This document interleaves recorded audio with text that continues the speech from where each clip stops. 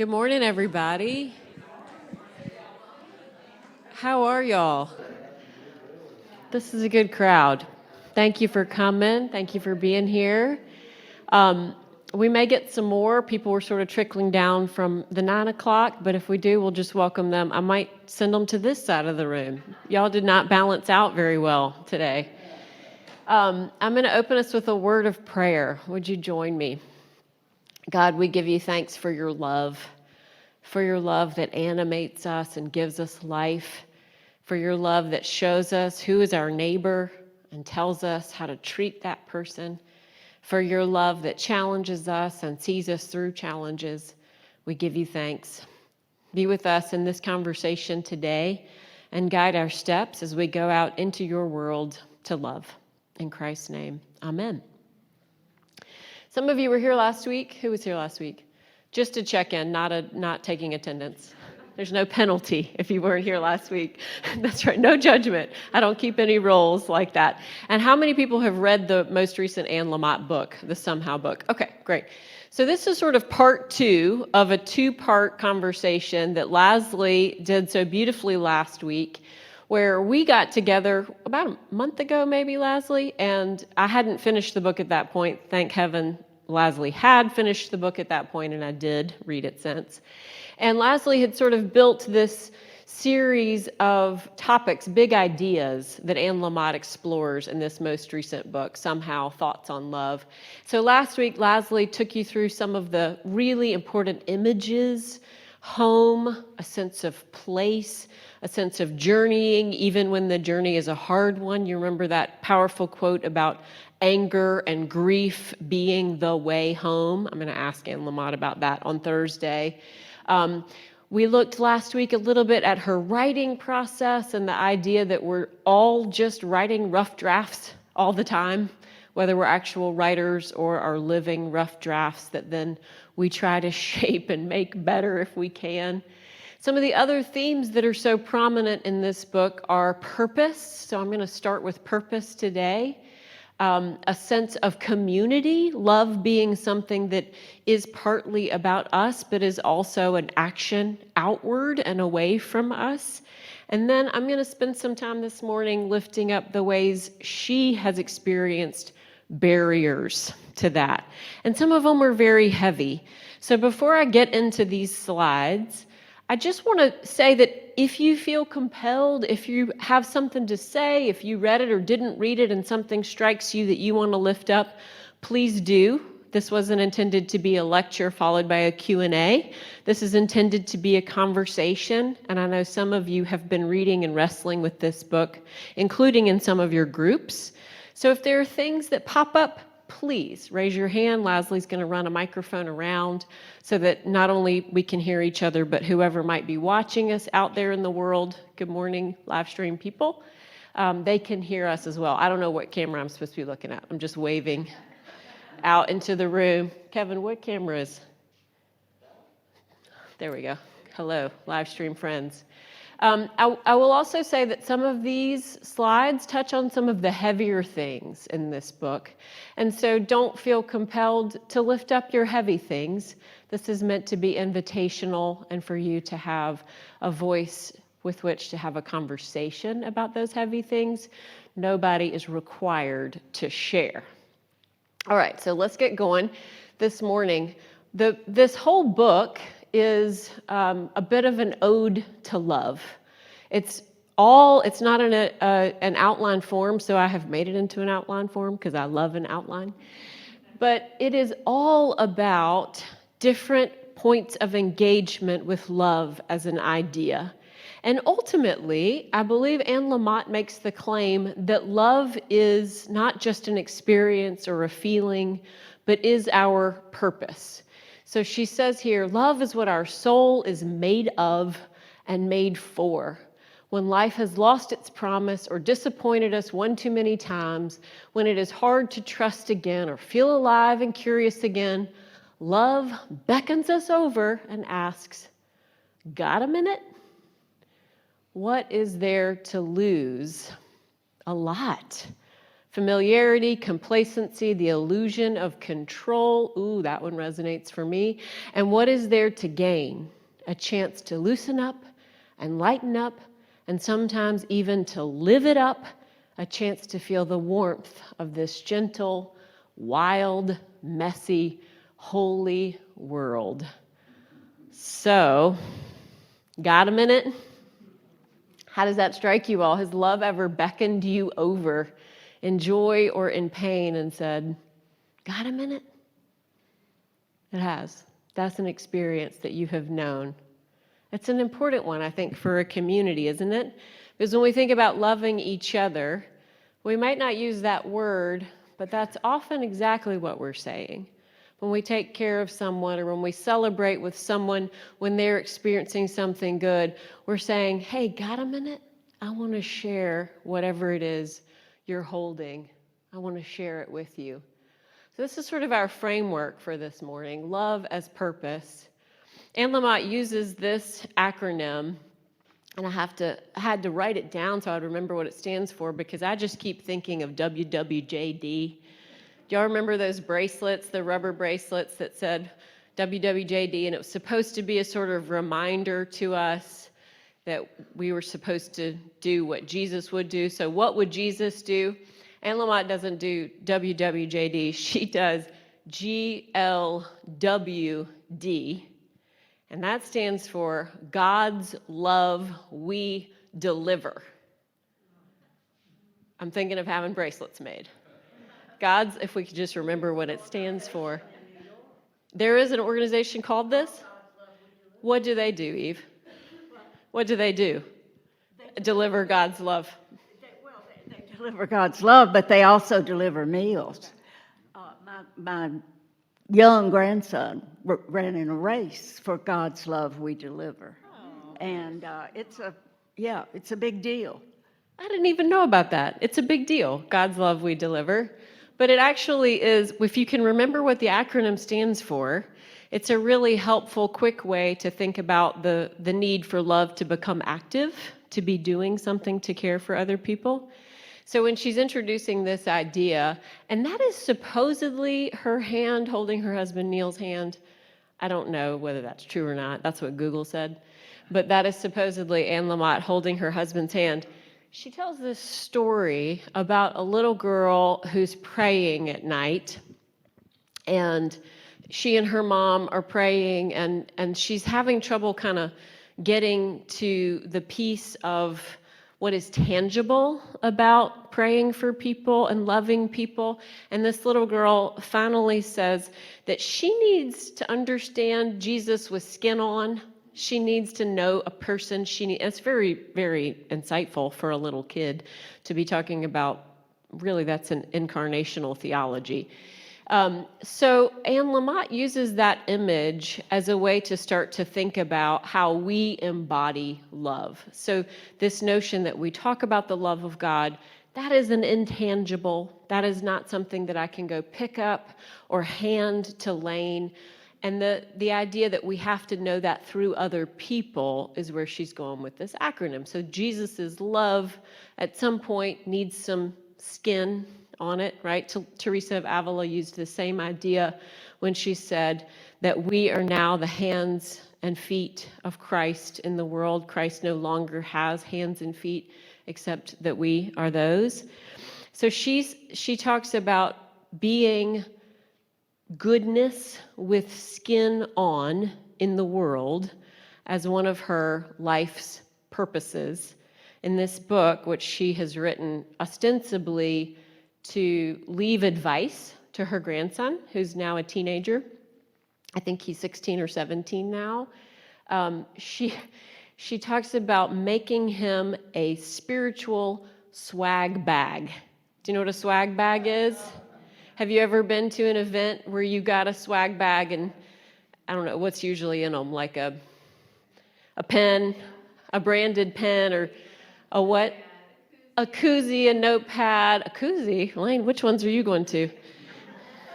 Fun ones. Yeah, I was going to say a water bottle is a big one. Yeah, so there are these sort of swag bag things, and they're all branded.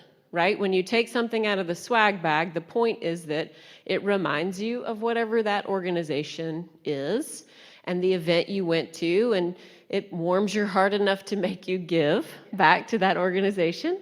And so she's building a spiritual swag bag for her grandson, the image being he could take out these pieces of truth or advice or comfort or encouragement for his whole life and understand something about love and about her, right? He would understand what she stands for in the world.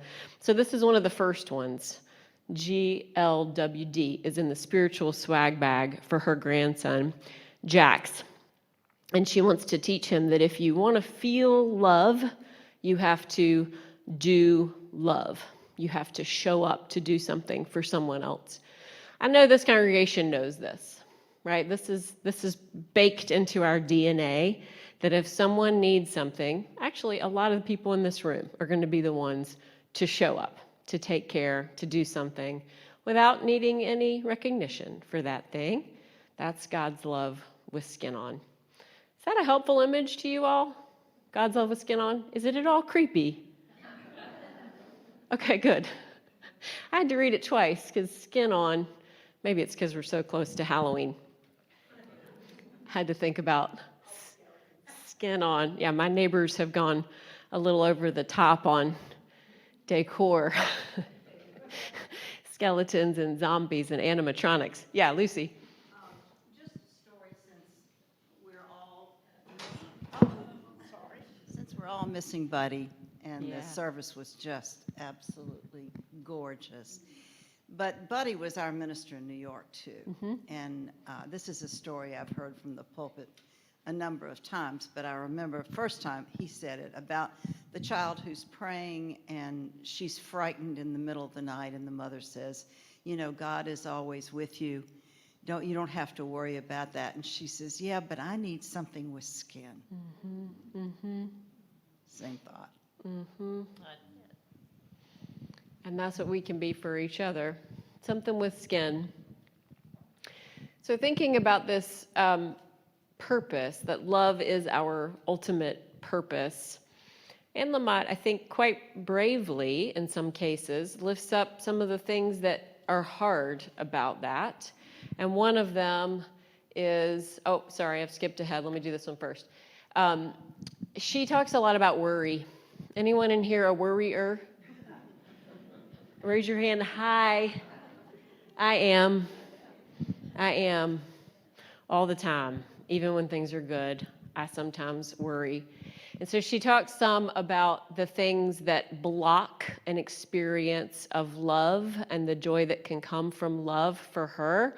And she refers to this passage in Luke 12. You all remember the one where Jesus is telling his disciples not to worry about what they will eat or what they will wear, and instead to look at the lilies of the field and to look at the sparrows and to remember that God has clothed the lilies in finery. God has provided food for these tiny, tiny, insignificant birds. And if God loves those so much, how much more will God love and care for them?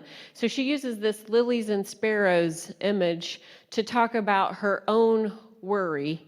And she says, I have a PhD in morbid reflection. And in a strange way, it centers me. I scare myself with recreational morbidity by wondering, when will my last day come? And if I will be very afraid.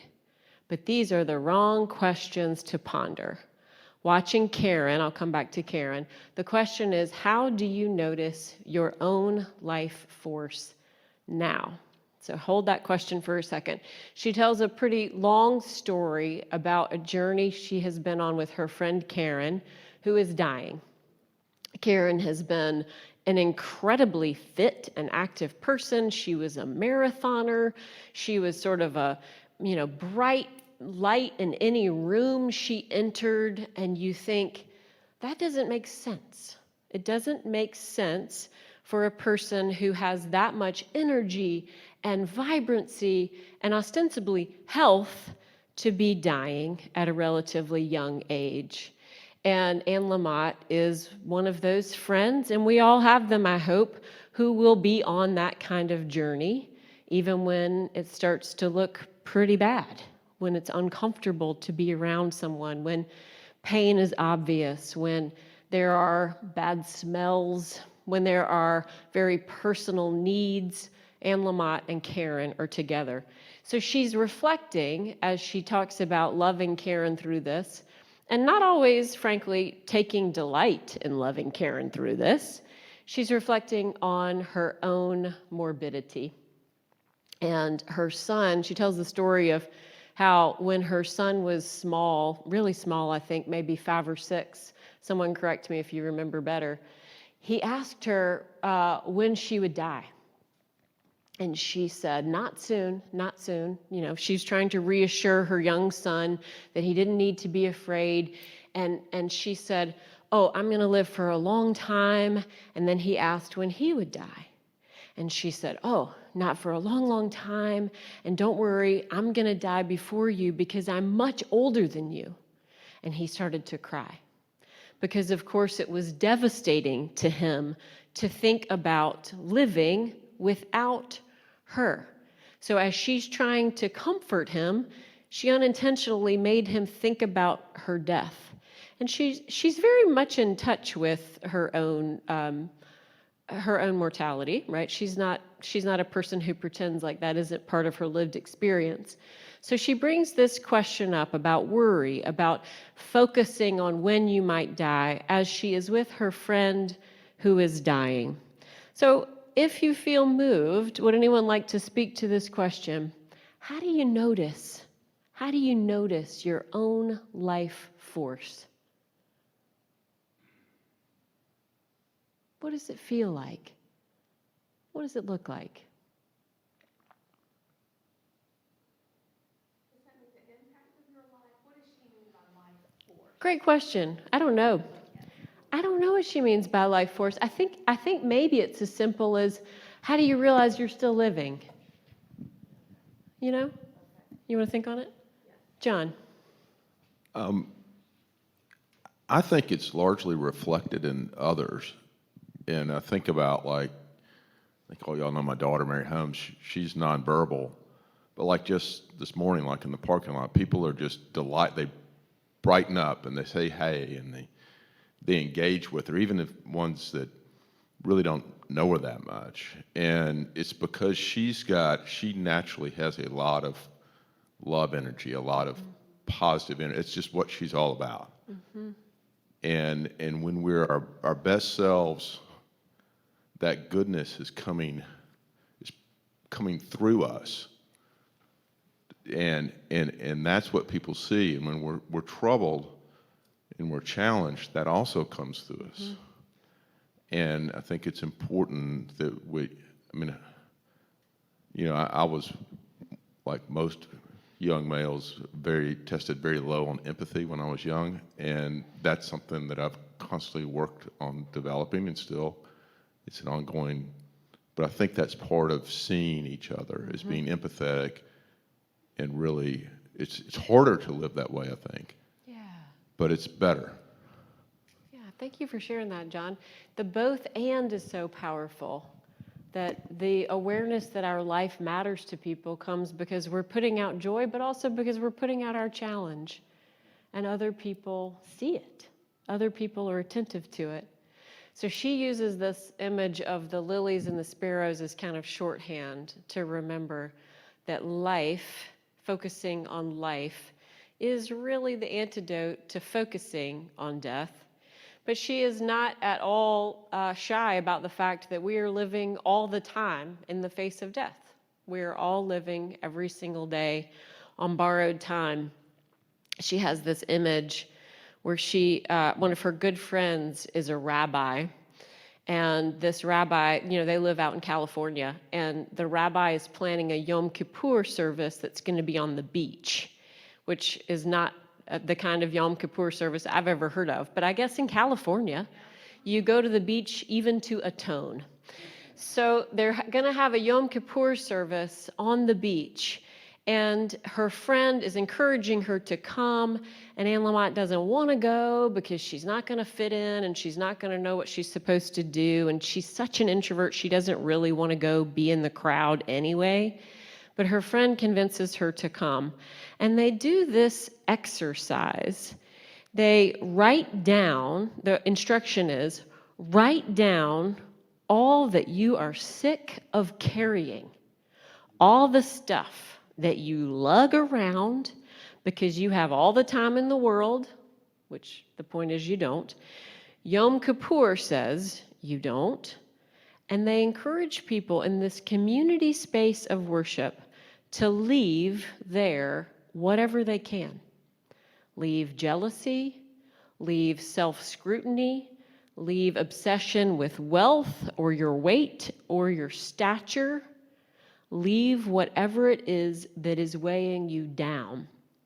And in this beautiful moment, the rabbi friend had planned, as is part of some of the Jewish worship traditions, for the worshipers to have breadcrumbs, sort of the symbolic leftover things, to have breadcrumbs, and they were going to throw them into the sea. And I can't actually remember why that wasn't possible, but something happened, and there weren't breadcrumbs. Do you remember, Velma, why they... Maybe that would have been perfect. Seagulls take away your self-scrutiny and your jealousy and your obsession with your weight. But for whatever reason, they didn't do the breadcrumbs. So the rabbi said to them, to this gathered congregation, get in a place where the sand is firm enough that you can write in it. And write in the sand what you can leave here, because of course, what would happen? The sea will take it away. The sea will take it away. So one of her images about how to live in the face of death is to get very concrete about what you're carrying that you don't need to carry or that is not life-giving anymore. I'm not going to ask you to call out what you're carrying that is not life-giving anymore, but isn't that a powerful invitation? How could we put it down? We don't live that close to the sea. I guess we could do it if we're close. Flames, we could burn it. I like that idea. We'll put a fire pit in the courtyard, Velma. How do you all put things down? Remember, she keeps talking about writing. Yep. And writing it down, whether it's in the sand or on a piece of paper or a card that you put away because you want to kind of look back at it and see, how did I do with that? Or on something like a piece of toilet paper. I hate to be crude, but and flush it. I mean, I hope we got that on a recording. Don't identify the speaker. Flush away the things you're carrying. In lieu of a tide. We did this 2 years ago on Maundy Thursday. Some of you might have been here, but on Maundy Thursday we do in this room kind of a blended worship and meal. It's intergenerational, so we do rounds, and people are just eating pizza, just being together, and then peppered through the time together are the components of Maundy Thursday worship. And 2 years ago, we had coffee filters, the cheap ones, the ones that are like, very thin paper. We got the white ones, and those come at like $500 for $3 or something, And we had a bunch of markers, and we invited everybody who was there that night to take a coffee filter and flatten it down on their table and to write out. This was an exercise of confession, but it's a very similar idea. Write out the things that you are carrying. Write out the things that are barriers to you feeling the love of God or neighbor. Write it down in these magic markers from a big Tupperware bin on a coffee filter. Now, our kids loved it, right? Kids are drawing, kids are doing beautiful art. Adults at first were like, what is this exercise? Why do I have a marker in my hand at Trinity Presbyterian Church? But once they got on board with it, we could not get people to stop writing. We extended the time because people needed 2 and 3 coffee filters to write down the excess stuff we're lugging around. And then maybe you can remember or guess what we did. Was anybody here for that? Do you remember it? We had the font set up right here, a huge glass bowl filled with water, the baptismal font to represent the washing of feet that Jesus did on his last night there at the Last Supper with his disciples. And everybody brought up their coffee filters and put them in a big old clear bowl of water. And what happened? All the ink ran. All the ink ran together. That's right. Now it made a gross brown color in the water, but you could pull those coffee filters out if you got them before they turned to mush, and there was not a thing left written on them. It was beautiful. Now our kids were sad because they had put a lot of work into that art that was lost to the waters of baptism.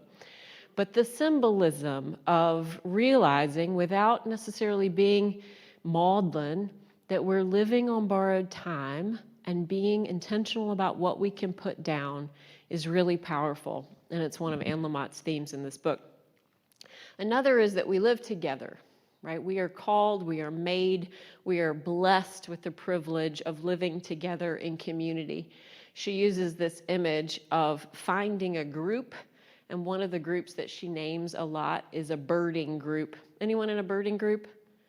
Oh, Esther's not here today. Usually, Esther, we love birding, but she talks about how you really can't sing harmony by yourself, and harmony makes everything better, and that love, again, is to be given and received. It's a call and response practice. So she lifts up the challenge that not everybody has community. Do you know people in your lives who don't really have community? Yeah, we do, don't we? We might take it for granted a little bit because, we're here. And then you all have other communities too. What are your other communities that aren't Trinity? Family, book club, the symphony, your neighbors, your work. You said it in a dark way. Work. Yeah. Work. Yeah. Yeah, we have these different communities that are sort of spheres of our lives, and some of them overlap, which is particularly wonderful. And sometimes we don't, and sometimes they don't, and we actually need that. But Anne Lamott lifts up the challenge it is to find one or to be part of one if it isn't sort of baked into your life. And how that, even that, can be a moment to give love to someone as they seek connection and community. So did anybody bring a book? Did anybody bring a copy of the book with them? Oh, yes. Can I borrow that for a second? I have in my notes, read page 122, and then I didn't bring my book. Thank you so much. I'm going to read you this thing that she says about community. Maybe. Okay. She says, how to find a beloved community? Question. You just have to want to. Then you wander shyly into some group or other that has caught your eye, that you've heard or read about, the local birders, parents with special needs children, or the marijuana addicts. You show up. You step inside. Maybe like me, you feel like a walking personality disorder, but you manage to say hello. A lot of things start with hello. Maybe someone offers you a glass of water. You say thank you. You drink it, and then you look back at them and you say, could you tell me a little bit about what all of you are up to here? I honestly think you can do this. If I could, introverted, narcissistic me, you can. Becoming part of a community can be scary initially, even if you've been feeling lonely and untethered. We worry we will get lost or used or taken advantage of or mocked, or will disappear or will get equalized, so that a lifetime of high achievement, of being a very special person in the world, will have been for naught. The hard part is coming a second time. Maybe you're not convinced that these people are worthy of you or think that they would ever accept you. But almost always, people will say, we're glad to see you. Please come back. And you'll think, well, they're just nuts, or they're a cult, And they'll make me sleep with the leader or get a tattoo in a very special place. But they'll just say, we're glad to see you. You think that sadly, you don't have time for this because you are a very busy and important person. Then if you do come back 3 or 4 times because you have the gift of desperation, you'll see someone come in who's clearly there for the first time, looking furtive, arrogant, or shy. So you go up to them and say, hello, I'm glad you're here. That's church. Hello, I'm glad you're here. And I'm so glad you brought your book. Thank you so much. I would never have remembered that long thing without the book. I will, as a quick aside, we do new member classes about 4 times a year, or when we have enough people that we need to add one to the calendar. And as part of that introduction, where we want people to get to know each other, and they meet the staff, and we tell them about all the things that are happening here and the process and all that. But we always ask them, what brought you? What brought you here? And then, what made you want to join? And usually what brought them here is a whole mix of stuff. Sometimes it's they moved to town and they Googled, or somebody from their neighborhood invited them. Of course, being invited is probably the most powerful thing. Or, they have actually been sitting in the back trying to go unnoticed for a year, and they finally felt like they were ready. But then every single person, I would go out on a limb and say every single person, let's say 97% of them say that they decided to join because someone said how glad they were to see them here. Somebody talked to them, somebody said hello, welcome, somebody invited them to Sunday school, somebody said, we're glad you're visiting with us. Somebody bothered to remember their name. I know these stick-on name tags are annoying, and someday we will finally use up these really awful ones where you can't tell which side is which. We must have ordered 6 million of them because they keep coming. But the name tags really matter because someone bothers to call you by name. That translates directly into an experience of belonging and community, and eventually it leads to this.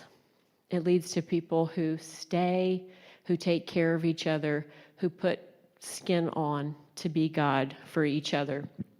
So life in community. One of the things she worries about is how people get disoriented when they're going through, she worries about it for herself, when they're going through hard times, and how being in community can be the reorientation you need in difficult times. And she uses this image of when you're underwater, maybe this happens more to kids, I don't know. When you're underwater, I remember this happening when I was small, and you're trying to do as many somersaults underwater as you can before you come up for air. Did y'all used to do that? Did you used to have contests? How many flips can I do? But the problem with doing flips underwater is you get really dizzy. You get really disoriented. And if you're in deep enough water, at some point you go, where am I? Right? Or if you're in water that isn't clear, you say, where am I? And she uses this image of blowing bubbles underwater, because where do bubbles go? Up. 100% of the time, they go up.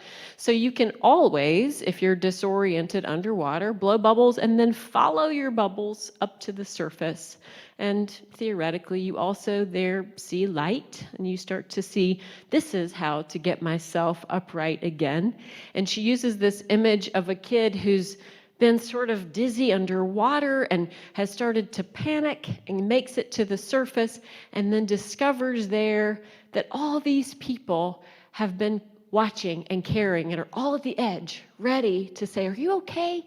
Let me pull you out of there, right? That there's a support network at the top of the community, at the top of the pool. And she relates this to life in community. Love among others is the ocean with tides, krill, and weird, beautiful fish. And love is a pond or a pool where we teach little kids to swim, first showing them that something holds them up in the water, then how to blow bubbles on the surface, and then how to blow bubbles underwater so they can always find their way back up. That's something we can do for each other. Now I'm going to move quickly because I got to go to work. But she talks about a lot of barriers to the experience of love. And I just lifted up a few. She doesn't name these. This is not a list in the book. As I was reading, I just pulled these out. And again, I offer them as an invitation to consider where they might resonate for us. The first is judgment. Just let that hang there for a minute. She says, my lifelong cross to bear has been derisive judgment, a pinball machine of sizing up everything and everyone. The healing is going slightly more slowly than one would hope. Judging others, she has found, and she writes this book as a reflection having reached a certain age. I believe she turned 70 this year or last. So she did the TED Talk that Velma showed and led us in 3 weeks ago, Velma. She did that when she was 60, 61, something like that. So there was sort of a decade marker in her life where she was reflecting specifically on what she had learned to that point. These are I think she called it the 12 truths I know or something like that. So here we are 10 years later, and she has not overcome her instinct to judge, but she's able to name that this is not a good strategy. So she tells this really powerful story at the beginning of the book about her little community church and how they decided at some point they really needed to do something tangible to care for their unhoused neighbors. And so the idea they came up with, a good one, not a particularly novel one, was to make little hospitality bags that they would each have with them. And then if they saw someone who might need some of the items in that bag, they had it ready and they would give it to the people. Now, what do we put in a bag like that? Socks, toothpaste, toothbrush, shampoo, water, they didn't put lip balm. That was part of her beef. Yes. So yes, right? We put toiletries, we put personal hygiene items, we put water, if we're thinking about it. That's a pretty important one.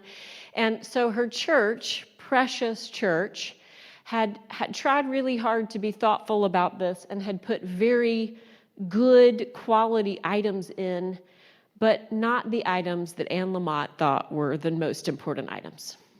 For example, there was no chapstick. And chapstick is very important. There was some sort of very fancy paraben-free kind of lotion that was not necessarily what her unhoused neighbors cared at all about, having a pH-balanced lotion. So she tells this story about how even as she has these bags in her possession and she's going out to have conversations with people in her community who might need some of these items, at the same time, she is judging the committee from the church who, in her estimation, did not make the right choices about what to put in the bag. And so she has the courage to name that for all of us, right? That even as we're doing one thing that is loving, we're also using some part of our energy, some part of our minds, which is what I'm going to preach about in a minute, on judging. It is still holding some power over us. She also talks about her nerves and how she really can't relax into things. Like other nervous cases, I do not naturally hearken to the prospect of freedom. I hearken to control and containment. She says, I hate when God does not agree with my excellent ideas. But she has learned to sigh and unclench her grip.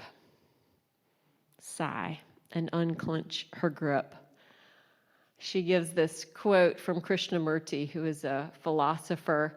When he was asked how he found peace, he said, I don't mind what happens. Anne Lamott, on the contrary, minds it all. She minds everything that happens. She's taking us through a journey of trying to find release and yet also knowing that that is not how she naturally works.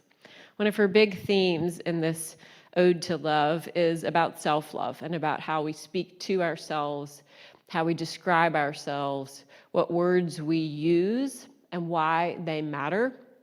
And she calls that harshing.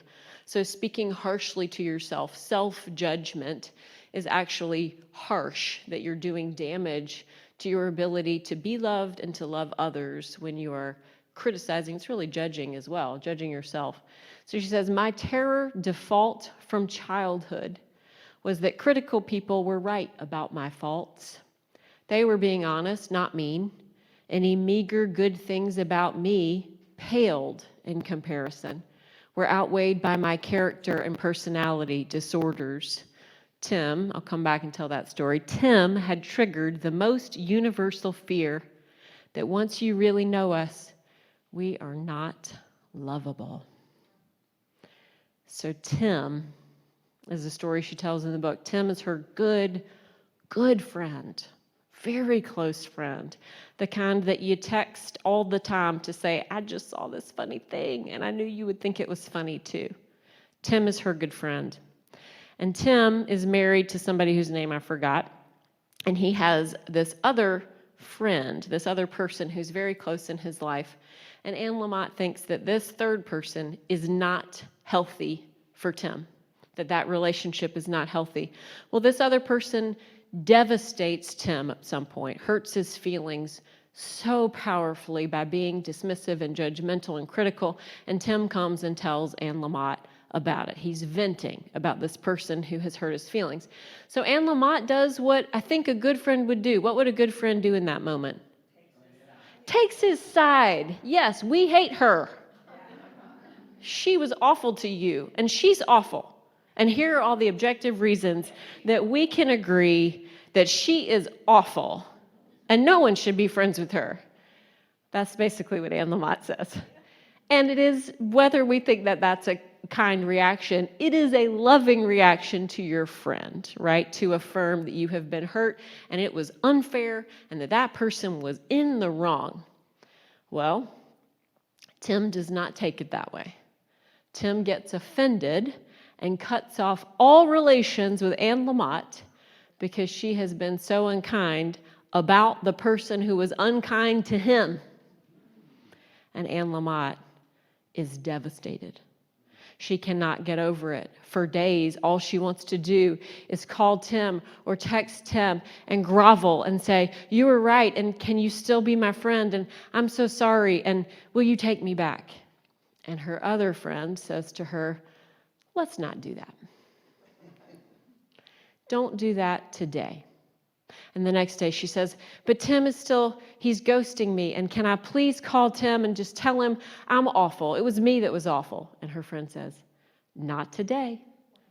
And the next day she says, I'm going to call Tim and invite him over. And her friend says, not today. And day after day, I don't remember how long, but for many days until Anne Lamott had moved out of this sense of her being utterly unlovable because she had tried to support her friend, it passes. And what do you think happened? Tim called. Yeah, Tim called. Tim realized that Tim had been the problem in this situation, and he called and, of course, apologized to Anne Lamott. But she tells the story because in the meantime, she spiraled all the way down to a deep belief that she was not lovable, that being rejected by her friend was because of some true deficiency in her. And she talks very frankly about how that message, when we give it to ourselves, is a barrier to experiencing love. I love the phrase harshing. I'm going to start using that, paying attention to how I talk to myself. I hope y'all will too. Harshing. I think this is my last slide. Yes, it has a lot on it, more than you're supposed to, but PowerPoint is not really my jam, so y'all will forgive it. She uses an extended metaphor for a long conversation about self-esteem and self-image, and she equates it or translates it to these various experiences in her life of doors. And she talks about her father and her mother who had a very fraught marriage, an unhappy marriage, and that translated often into unhappiness for her in her childhood. And as has been the experience of many people growing up in a household where there was not love between parents or where there was harshness between parents, she internalized a need to try to find acceptance and to try to be enough, to try to be good enough, to try to be helpful and cheerful and loving and kind, and to sort of overcompensate so that she could get some affirmation or acceptance back, particularly from her father. And her father had an office, and not an office, a study. He had a study in their home, and she remembers that it had old white hinges that were flecked with rust. So she starts to explore this image of a hinge and how it can fix something and give it permanence, how it can open and create an opportunity, and then I don't have it there, but how it can also lead to a closed door and a sense of being excluded. And she remembers as a child how her father would retreat for long periods of time to his study and shut the door, and how her mother, who was British, and so Anne Lamott equates that to being even more reserved and sort of stoic about emotion, perhaps, than Americans. Her mother was always seeking ways to express herself without just saying what she felt, without simply being upfront about how she felt. And in particular, doors became the vehicle for her mom communicating something without saying it. So she remembers that her mother would go, father would leave, right, close himself into his study, and her mother would go to her room and slam the door hard enough that anyone else in the house knew that the door had been slammed, right? So a slamming is a message. It's a wordless message, but it is a message. And that it was, for her mother, it was both a way to keep someone out or a way to say, I'm in deep pain, and the only way I can communicate this to you is with this door. So both the image of her mother closing the door to say, you're apart from me, don't be in here, but also to say, I need to protect myself. I'm in deep pain in here alone. And her father, she associated her father being in the study with this really positive image because he was in there reading books that she loved, and he was a writer, which is part of her story about how she became a writer. So there was this goodness about the closed door of her father's study. And when he let her in, wonderful, right? It's like getting to go in through the wardrobe into Narnia. It's a magical place where she's been accepted and allowed, as opposed to her mother's door where there is pain and either isolation or exclusion. Both things that she associates with not being able to be open enough to love. She also talks about the economics of her childhood and how her friends, some of her friends, lived in fancy houses. And she thought that if your door had a brass knocker, you were somebody. Did y'all grow up with a brass knocker? Is that a symbol for y'all, a brass knocker or a particular kind of door? They didn't have one.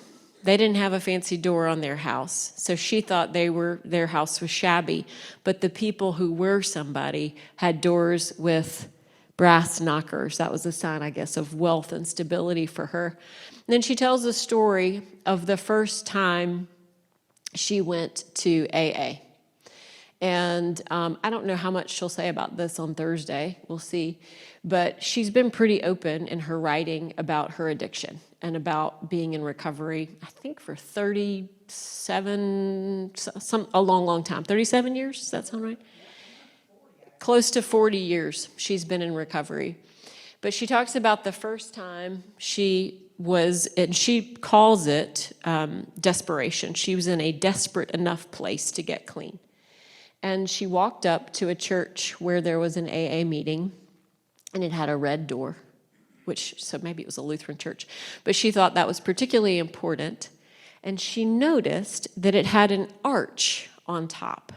And a red door with an arch, in her mind, was a symbol of being open. That was sort of a half circle on top of the door. So the door said to her, go in here. You need to go in here. And like that quote I read about beloved community, she kept going in there because the door to her was a message of redemption from some of the closed doors she had experienced in her life. Then she tells a parallel story about her son Sam, who also ended up in a battle with addiction, and how at one point his addiction had so overtaken him that she had to close the door to him and say, you cannot live here with us until you are able to be clean. And how that door then eventually, by God's grace and some work from Sam, was one she could reopen. She talks finally, well, not finally, but the last thing I'm going to say is that she sees the words, I don't know, as a portal, as a door that we can open to each other. I don't know, God. I don't know, friend. Whatever's being asked of me, I don't know. Whether I can do it, I don't know.